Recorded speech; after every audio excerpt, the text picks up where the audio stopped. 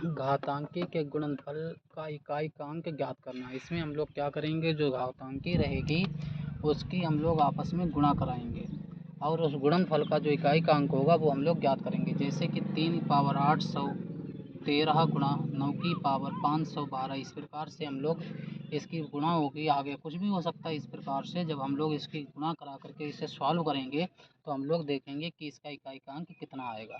पिछली वाली वीडियो में हमने सीखा था, कोई सिंगल पद होता था, उस ये आधार होता है, इसकी पावर कुछ भी हो सकती थी, उसका इकाईकांक कितना आता था, ये हम लोगों ने सीखा था। इस वाली वीडियो में हम लोग सीखने वाले हैं कि उसके जब हम लोग गुणा कराएंगे तो कितना आएगा। और अगली वाली वीडियो में हम लोग प्लस और माइनस का गुणा, मतलब प्लस और माइनस करके उस जो भी इकाईकांक होगा वो हम लोग ज्ञात करना सीखेंगे। तो इसमें हम लोग सीखेंगे 3 की पावर 57 गुणा 4 की पावर 65 गुणा 4 की पावर 65 गुणा 125 की पावर 125 गुणा 36 की पावर 1036, इस प्रकार से 1236 ये दिया हुआ है। जब हम लोग इसकी गुणा कराएंगे तो देखेंगे कि गुणनफल का इकाईकांक कितना आने वाला है। पिछली वाली वीडियो में मैंने बताया था, जब किसी भी अंक आधार का इकाईकांक 0 हो, 1 हो, 5 हो या फिर 6 हो, उसकी पावर कुछ भी हो, इकाई के अंक यही आते हैं। तो इसे हम लोग सॉल्व करते हैं। यहाँ देखिए कितना आएगा, 4 इक्कन 4, 4 इक्कन 4, 1 बचेगा, 17 हो जाएगा, 4 चौक 16, 17 से जब 16 घटाएंगे तो 1, यानी 3 पावर 1 इंटू में। इसे हम लोग जब सॉल्व करेंगे तो देखिए कितना आएगा, 4 इक्कन 4, 2 25, 6 चौक 24 हो जाएगा, 25 से 24 जाएगा, यानी 4 की पावर 1। यहाँ पर सॉल्व करने की आवश्यकता है ही नहीं, क्योंकि इकाई का अंक 5 है तो यहाँ पर 5 आ जाएगा। इसे भी सॉल्व करने की आवश्यकता नहीं है, इकाई का अंक 6 है तो 6 आ जाएगा। एक जब किसी की पावर 1 होती तो 1 से मतलब होता नहीं। 4 यहाँ 12 और 6 पंचे 30। जब इकाई का अंक 0 हो जाए तो फिर कितनी भी बड़ी गुणा क्यों ना हो, वो अंक हमेशा क्या रहता है, 0 रहता है। यानी इकाई का अंक कितना आने वाला है, 0। इस सवाल में इकाई का अंक कितना आएगा, 0। इसी प्रकार से एक दूसरा सवाल आपको करके दिखाता हूँ।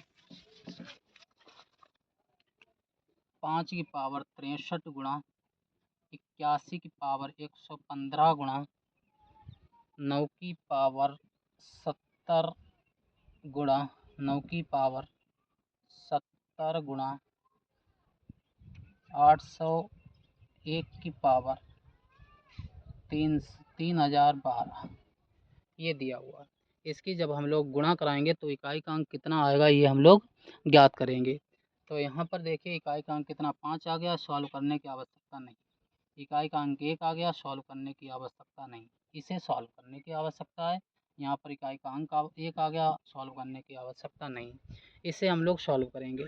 4 इक्कन 4 बनेगा, 4 इक्कन 4, तो बचेगा हमारा 3 हो जाएगा 30, 4 सत्तो 28, 30 से 28 घटाएंगे 2, यानी यहाँ पर बचेगा 3 9 की पावर 2।